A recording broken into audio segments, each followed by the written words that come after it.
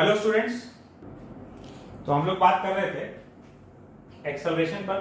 ठीक है, पिछली क्लास में हम लोग वेलोसिटी डिस्कस कर चुके थे। अब देखते हैं एक्सेलरेशन।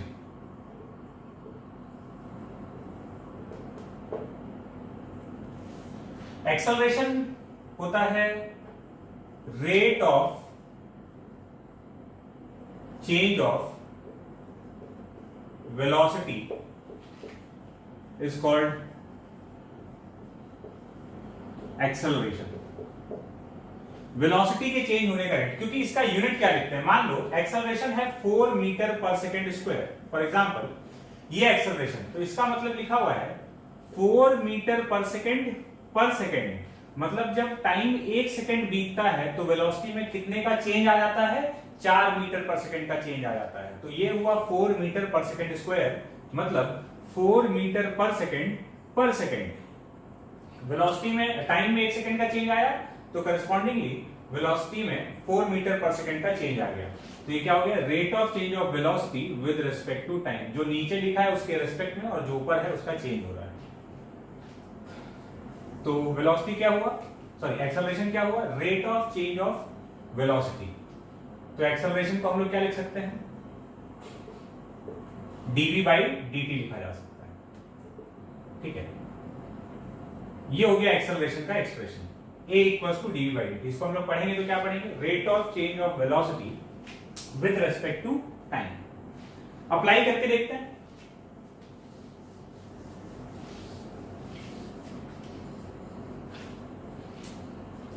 फॉर एग्जांपल वेलोसिटी है t square minus t square minus 3t plus 4। Find acceleration of the particle. अच्छा, ये इक्वेशन क्या दे रहा है तुमको, velocity of particle at time t। वेलोसिटी ऑफ a particle moving along a straight line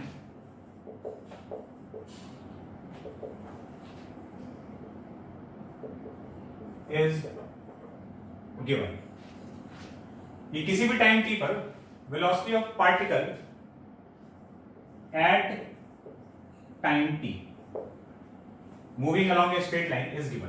तो ये उसका वेलोसिटी वर्सेस टाइम का इक्वेशन हो गया। Find acceleration of the particle at t equal to 4 second. 4 second पे हमको ये बताना है कि पार्टिकल का एक्सेलरेशन कितना है। तो भाई एक्सेलरेशन होता है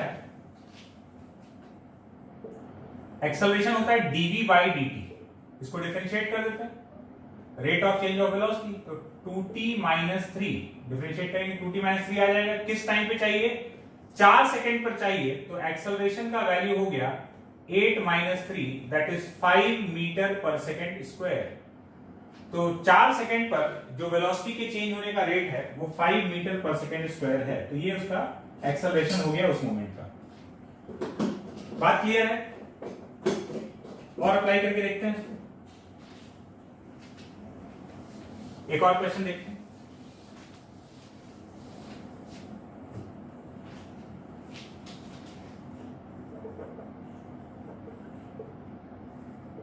Position of a particle is given, position of a particle at time t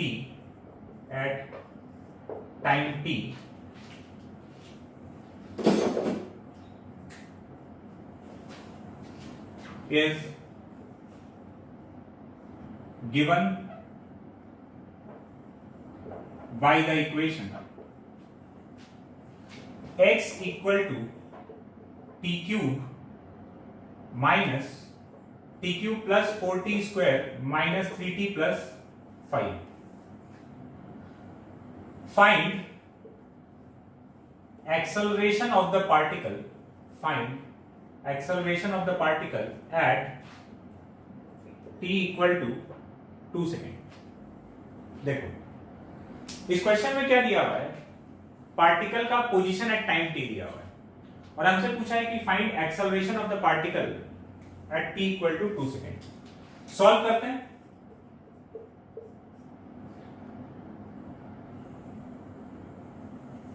हम लोग को पोजीशन दिया हुआ है, एक चीज समझना, x v a, इस फोटो को समझो, ये हो गया पोजीशन, ये वेलोसिटी, ये acceleration.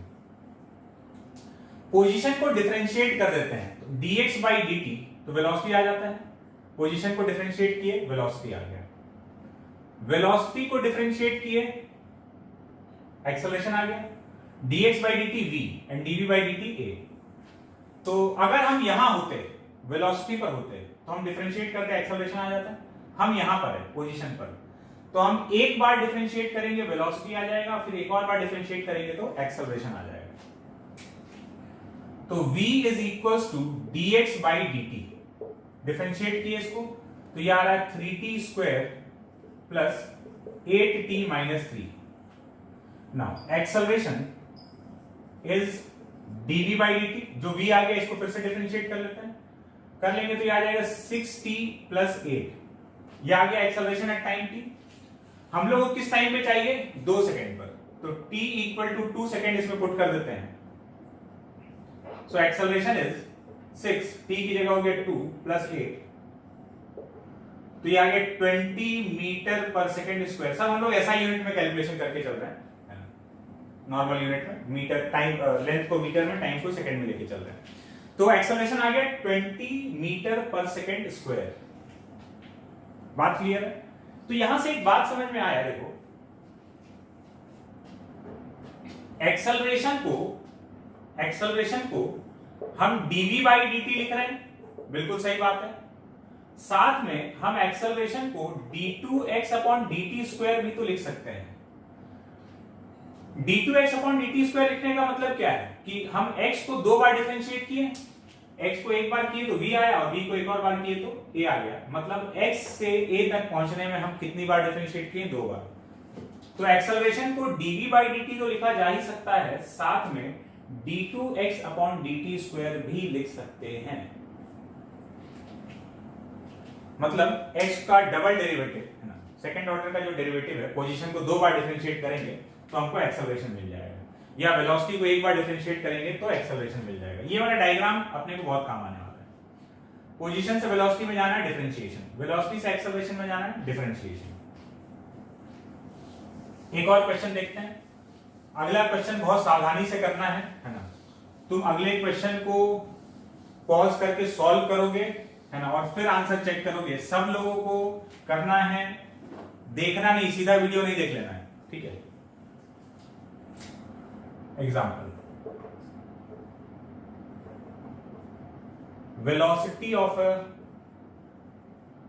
particle moving along a straight line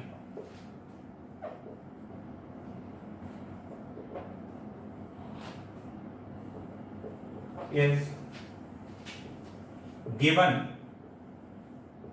by the equation v equal to x square plus x. Velocity of a particle moving along a straight line is given by the equation v equal to x square plus x. Find acceleration of the particle at x equal to 2. इस बार particle का velocity time के function में नहीं दिया है, ध्यान से देखना।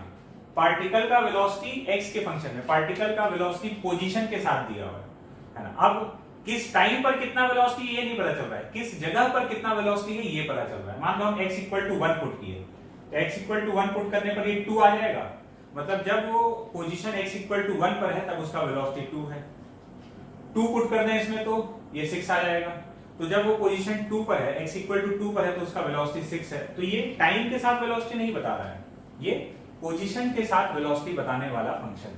और हमसे पूछा है कि find acceleration of the particle at x equal to 2।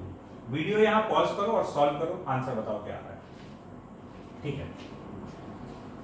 I hope कि तुम लोग सॉल्व कर चुके हो, ठीक है। अगर तुम्हारा आंसर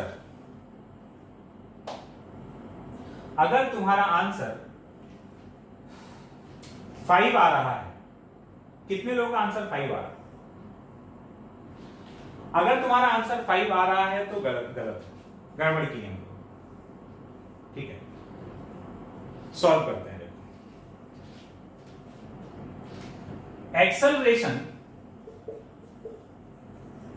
एक्सेलरेशन किसके बराबर होता है? एक्सेलरेशन होता है dv अपॉन dt, ठीक है। dv अपॉन dt एक्सेलरेशन के बराबर है। तो अब यहां पर हम इसको अगर डिफरेंशिएट करें तो t के रेस्पेक्ट में करेंगे तो v देखना, v का वैल्यू है x स्क्वायर प्लस x, हम इसको t के रेस्पेक्ट में डिफरेंशिएट कर रहे हैं तो v का डिफरेंशिएशन 1, साथ में इधर dv बाई dt आ गया। v का डिफरेंशिएशन 1 dv बाई dt, और इधर जब करेंगे x स्क्वायर प्लस x तो इसका डिफरेंशिएशन हो गया 2x प्लस 1, x स्क्वायर का 2x, x का 1, और साथ में वेरिएबल कौन है x तो उसका चेंज ऊपर, और किसके रेस्पेक्ट में कर रहे हैं t तो उसका चेंज नीचे, मतलब ये 2x plus 1 dx by dt आ जाएगा। हाँ, अगर हम इसको x के रेस्पेक्ट में करते हैं ना तो ये 2x प्लस 1 आता खाली, मतलब अगर हम dv बाई dx निकाल रहे होते तो 2x प्लस 1, वेरिएबल कौन है x तो उसका चेंज ऊपर, किसके रेस्पेक्ट में कर रहे हैं x तो उसका चेंज नीचे, तो ये वाला टर्म नहीं दिख रहा होता। t के रेस्पेक्ट में कर रहे हैं, अगर वेरिएबल के रेस्पेक्ट में हो गया तो साथ में ये dx बाई dt वाला टर्म और आएगा, तो ये बना dv बाई dt, तो dv बाई dt हो गया a,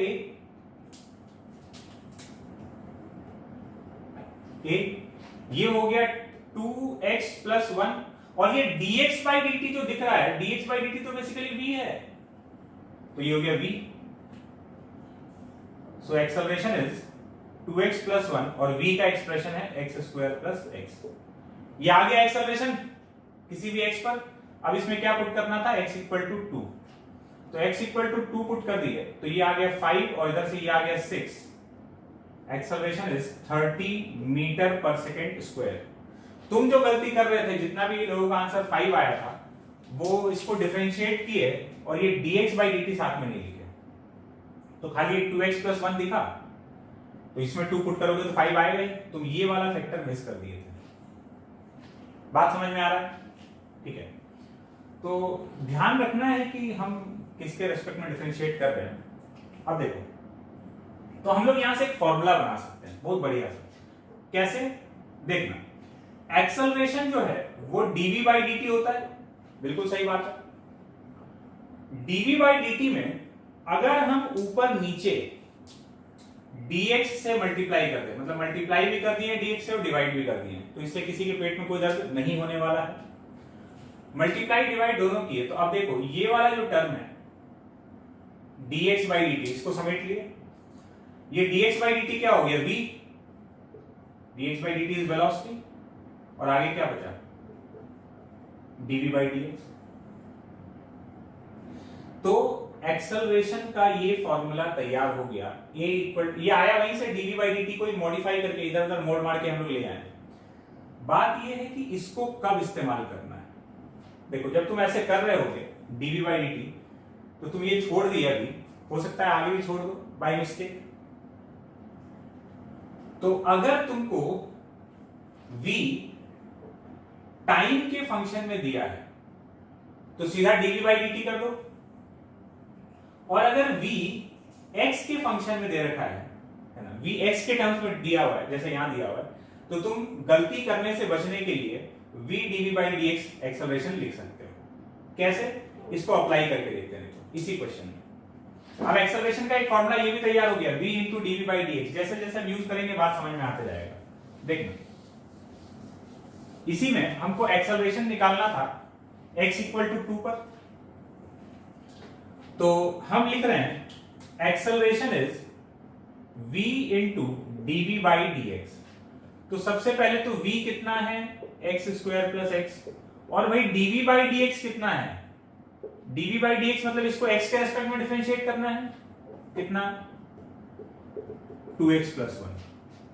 तो बस दोनों को यहां रख दो, v का वैल्यू हो गया x स्क्वायर प्लस x और dv बाई dx का वैल्यू हो गया 2x प्लस 1। वही एक्सप्रेशन तैयार हो गया, x इक्वल टू 2 पुट कर दो, ये आ जाएगा 30 मीटर पर सेकेंड स्क्वायर। बात क्लियर है? तो इसको कब इस्तेमाल में ला सकते हैं? अगर तुम्हारा v x के फंक्शन में दे रखा है तो इसको यूज कर लो, है ना। dv बाई dt से भी हम लोग करके देखे थे, वो भी किया जा सकता है। ये कर लोगे तो गलती करने से बच सकते हैं, थोड़ा चांसेस कम हो जाएगा, है ना। तो इसका इस्तेमाल कब रहेगा? जब v जो है वो x के फंक्शन में, x के टर्म्स में दे रखा होगा। बात क्लियर है? चलते हैं आगे।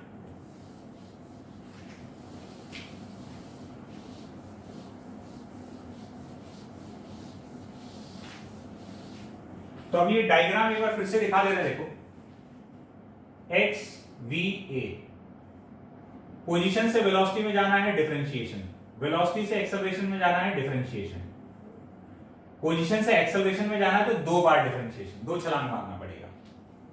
बात क्लियर है? तो ये हम लोग देख रहे थे dy by dx as rate measure, है ना। dy बाई dx का ये एक एप्लीकेशन हो गया। यहां से हमको समझ में आया कि हम लोग डिफरेंशिएशन कर क्यों रहे थे, है ना। why टू डिफरेंशिएट, क्यों डिफरेंशिएट करना था, ये आप समझ में आया। आगे चलते हैं, हेडिंग डालेंगे graphical interpretation of differentiation. Graphical interpretation of differentiation.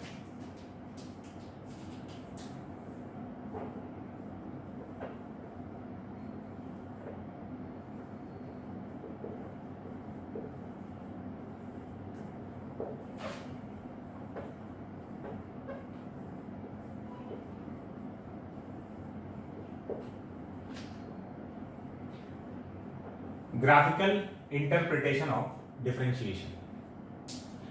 Differentiation का ग्राफिकल इंटरप्रिटेशन हम लोग समझने वाले हैं कि ग्राफ में ये dy बाई dx का भी कोई मतलब होता है क्या, तो देखते हैं। इसके लिए पहले हम एक टर्म समझते हैं स्लोप, कि भाई स्लोप क्या होता है। देखो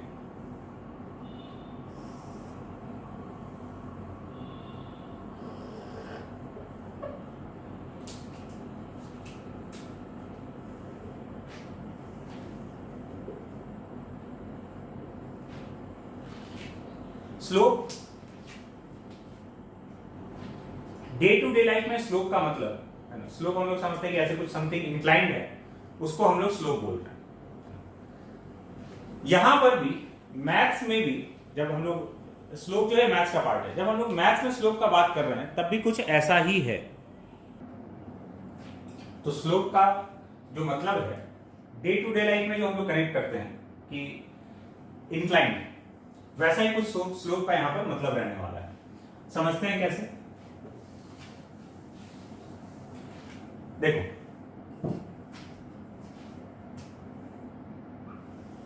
जैसे एक स्ट्रेट लाइन का बात किया है, ये x, ये y एक्सिस, ये कोई स्ट्रेट लाइन बन रहा है। ये लाइन पॉजिटिव x एक्सिस के साथ में जो एंगल बना रहा है, ये एंगल बना रहा है थीटा। तो इस लाइन का जो स्लोप है वो स्लोप इस तरह से डिफाइंड है, slope of this line, slope को m से डिनोट किया जाता है, इसके लिए सिंबल m यूज करते हैं। Slope equals to tan theta.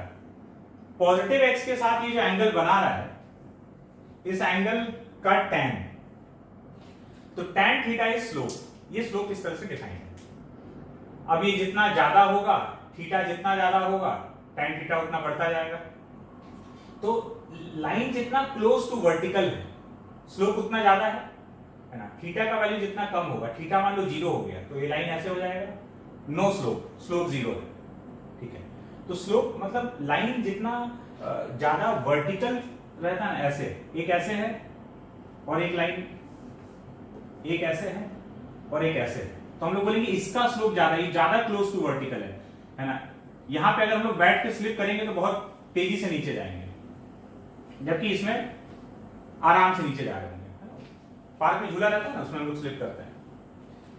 तो स्लोप का मतलब यहां पर भी वही चीज है, ये लाइन जितना ज्यादा वर्टिकल की तरफ है उसका एंगल उतना ज्यादा बढ़ेगा, तो उसका tan थीटा का वैल्यू भी उतना ज्यादा होते जाएगा। तो मैथमेटिकली इस तरीके से स्लोप डिफाइंड है। अब अगर ऐसा हुआ, देखो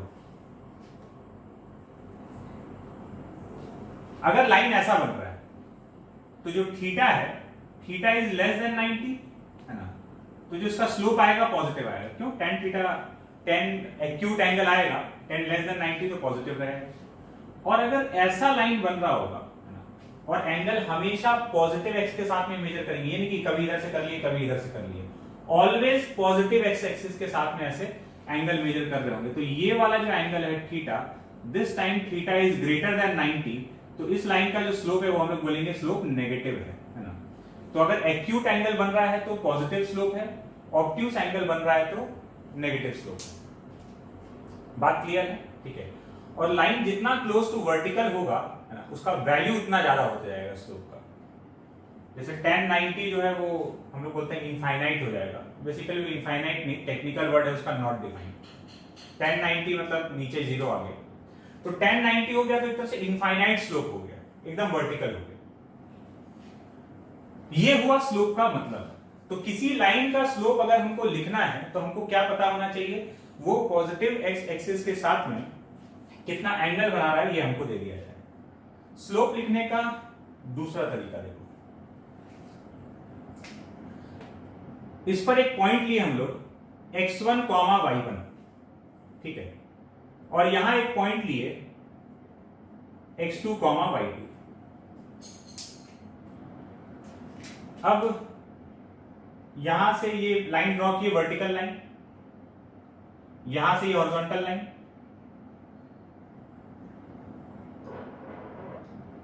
ठीक है। इस ट्राइंगल में अगर तुमसे पूछा जाए कि ये वाला एंगल कितना है, तो तुम बोलोगे सर ये वाला एंगल और ये वाला एंगल तो सेम है, ये तो थीटा ही है। बिल्कुल सही बात है, ये एंगल थीटा है। अच्छा, ये वाला जो साइड है ट्राइंगल का, ये किसके बराबर होगा? तो तुम बोलोगे सर इस पॉइंट का जो हाइट है वो तो यहां से y2 है, और इस पॉइंट का हाइट, y कोऑर्डिनेट का मतलब क्या है, यहां से ये कितना हाइट है, y एक्सिस पर कितना चले हैं, तो इसका हाइट यहां से y2, इसका हाइट यहां से y1, तो ये वाला जो गैप हो गया ये हो गया y2 माइनस y1, क्या हम इसको डेल्टा y बोल दें? ठीक है। फिर हमको चाहिए ये वाला कितना है, तो तुम बोलोगे सर यहां से इस पॉइंट का, यहां से इस पॉइंट का डिस्टेंस x1 है, और यहां से इस वाले पॉइंट का यहां से डिस्टेंस x2 है, तो ये x2 है, ये वाला x1 है, तो डेफिनेटली ये वाला गैप कितना हो गया, x2 माइनस x1, क्या हम इसको डेल्टा x बोल सकते हैं? ठीक है। तो इस राइट एंगल ट्राइंगल में, ये जो राइट एंगल ट्राइंगल बना, इस राइट एंगल ट्राइंगल में tan थीटा का वैल्यू, tan थीटा का value delta y upon delta x, मतलब y2 minus y1 upon x2 minus x1, तो ये भी तो स्लोप है। ठीक है। तो स्लोप जो tan थीटा था उसका वैल्यू हम delta y upon delta x लिख लिए, मतलब y2 minus y1 upon x2 minus x1। ठीक है। तो अब स्लोप लिखने के मेरे पास दो तरीके हैं, या तो हमको स्ट्रेट लाइन का पॉजिटिव एक्स के साथ बनने वाला एंगल दे देगा, एंगल दे देगा तो हम सीधा बोलेंगे tan थीटा स्लोप है, नहीं तो हमको दो पॉइंट दे दो, कोई भी उस लाइन पर लाई करने वाला दो पॉइंट दे दो, x1, y1, x2, y2, तो हम बोलेंगे slope is y2 minus y1 upon x2 minus x1, delta y by delta x। इस तरीके से भी हम स्लोप लिख सकते हैं। अब हम स्लोप लिखने का तुमको तीसरा तरीका बताने वाले हैं। तो स्लोप समझ में आ गया है ना, tan थीटा को स्लोप कहा जाता है, इस तरह से डिफाइंड है, इसमें समझने वाला कोई बात नहीं है। भाई किसी ने कहा कि हम tan थीटा को स्लोप बोलेंगे, तो किसी बड़े आदमी ने कहा, तो अब हम लोग भी बोलने लगे कि भाई tan थीटा स्लोप होता है। अब बड़े आदमी मतलब जो लोग मैथ्स का डेवलपमेंट कर रहे हैं इतने सालों से, है ना, तो बड़े बड़े मैथमेटिशियन, उन लोगों ने जो कन्वेंशन लिया हम लोग उसी को फॉलो करते हैं। ठीक है। तीसरा चीज समझना, बहुत ही शानदार चीज, ये अपना स्ट्रेट लाइन हो गया,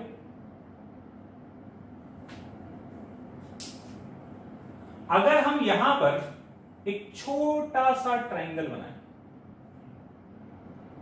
ये ट्राइंगल तुमको दिख रहा है, हम बहुत छोटा सा बनाना चाह रहे हैं, इतना सा देखो, ये वाला ट्राइंगल दिख रहा है यहाँ पे, तुम बोलोगे सर एकदम क्या बना दिए, ये दिख नहीं रहा, तो उसी को हम थोड़ा सा बड़ा करके दिखा रहे हैं।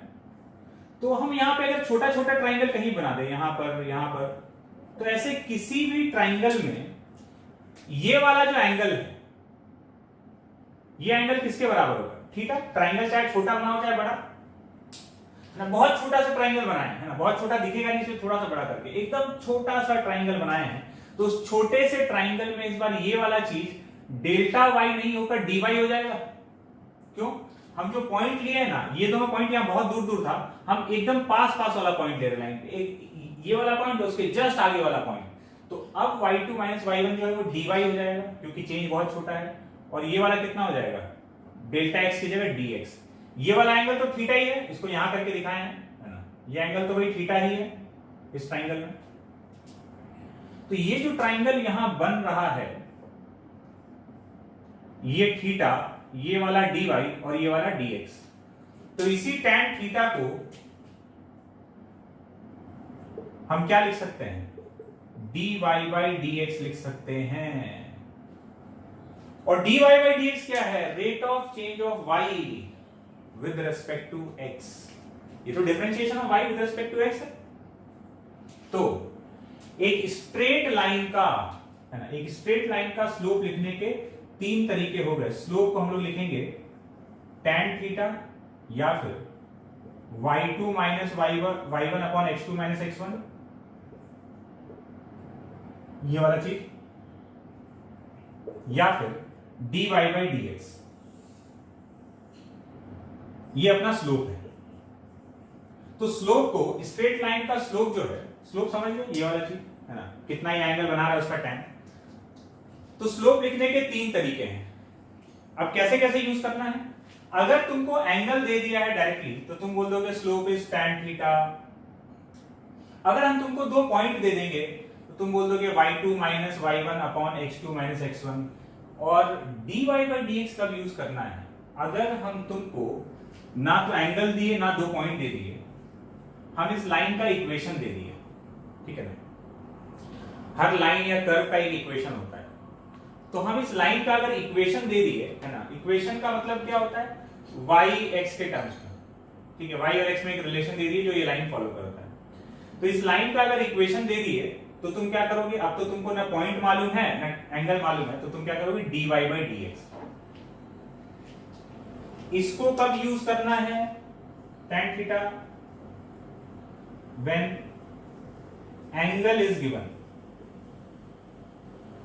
इसको कब यूज करना है? When two points are given. और इसको कब यूज करना है? When equation is given. उस लाइन का इक्वेशन दिया हुआ होगा, ठीक है। बात क्लियर है? इसको आजमा कर देखा जाए। जैसे फॉर एग्जाम्पल हम बोलते हैं कि बताओ, ये अपना XY एक्सिस,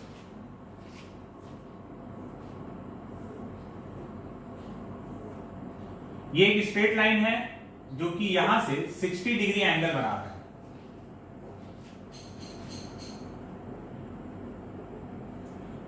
फाइंड स्लोप, ठीक है, फाइंड स्लोप। इनमें से किसी भी तरीके से लिख सकते हैं।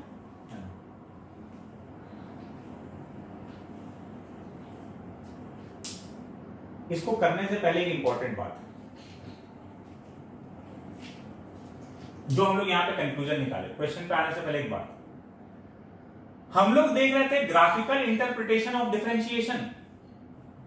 तो हमको यह समझ में आया कि भाई dy by dx differentiation graph में क्या रिप्रेजेंट कर रहा है? तो dy बाई dx क्या दे रहा है? dy बाई dx एक्चुअली में उस ग्राफ का स्लोप दे रहा है। अगर हम किसी ग्राफ में dy बाई dx लिख रहे हैं, तो dy बाई dx क्या रिप्रेजेंट कर रहा है? dy बाई dx उस ग्राफ का स्लोप रिप्रेजेंट कर रहा है। तो हम लोग एक पॉइंट लिख लेंगे यहां पर, कि dy by dx gives the slope of yx graph. y और x के बीच में जो ग्राफ बन रहा है ना, जब तुम dy by dx लिखते हो तो dy by dx लिखने का मतलब है कि y और x के बीच में जो ग्राफ बन रहा होगा वो उस ग्राफ का स्लोप रिप्रेजेंट कर रहा है।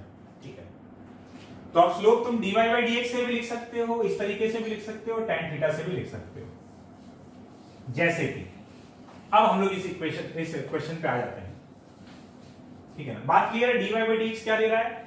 जो अपना हेडिंग हम लोग डाले थे, ग्राफिकल इंटरप्रिटेशन ऑफ डिफरेंशिएशन, तो डिफरेंशिएशन का ग्राफिकल इंटरप्रिटेशन है स्लोप। जब तुम dy by dx लिख रहे हो तो yx ग्राफ का स्लोप, तो इसमें बोला है कि फाइंड स्लोप। ठीक है, या ये भी बोल सकता था कि फाइंड dy by dx, कुछ भी बोल दे, स्लोप चाहिए इसको। तो इसका जो स्लोप होगा tan 30 डिग्री के बराबर, सॉरी tan 30 नहीं, tan 60, और tan 60 कितना है? √3। तो इस ग्राफ का स्लोप किसके बराबर है? √3 के बराबर है। अगर हम दूसरा सवाल पूछते थे, पहले तो हम पूछे slope, find dy by dx। dy by dx पूछे हैं तो dy by dx भी क्या है? dy by dx का मतलब भी स्लोप है। तो हम स्लोप पूछे चाहे तुमसे dy by dx पूछे, एक ही बात है। हम पूछे कि बताओ इस ग्राफ के लिए dy by dx का वैल्यू कितना है। तुम बोलोगे अच्छा स्लोप पूछना चाह रहे हो तो डायरेक्टली पूछो ना, समझे? हम तुमसे बोल दें कि किसी ग्राफ का स्लोप बताओ या dy by dx बताओ, बात एक ही है। dy by dx क्या रिप्रेजेंट कर रहा है? ग्राफ का स्लोप रिप्रेजेंट कर रहा है।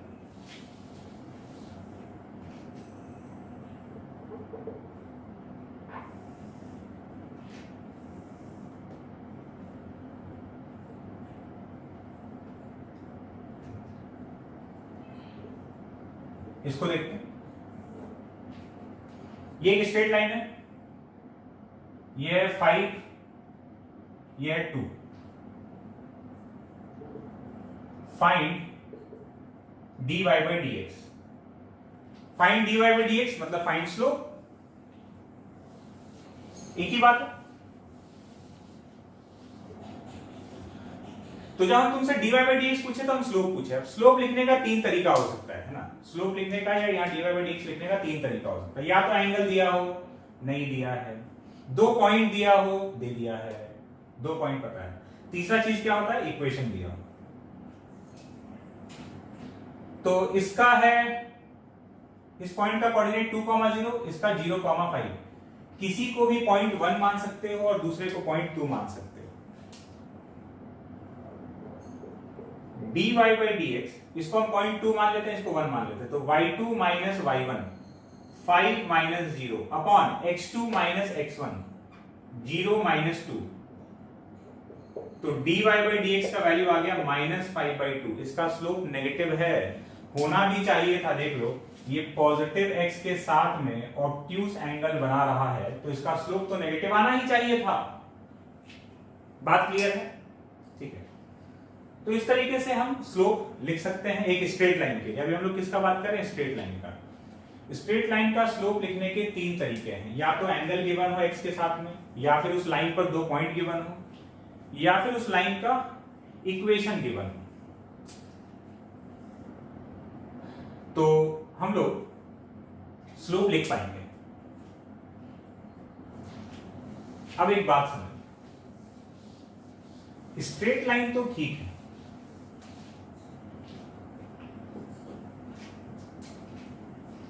एक कर्व के स्लोप का भी कुछ मतलब होता है। स्लोप ऑफ अ कर्व,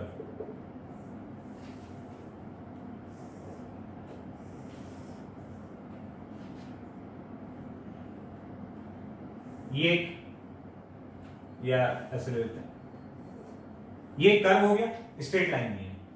इसके स्लोप का मतलब अगर हमसे कोई पूछता है कि क्या है, तो इसका स्लोप कैसे डिफाइंड? अभी स्ट्रेट लाइन तो है नहीं, ये तो कहीं एक्स को कट ही नहीं कर रहा है, इतना सा हम ग्राफ बना दिए।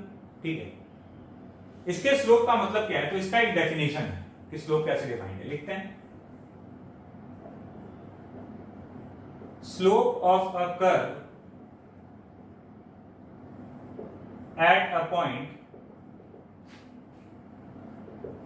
is equal to the slope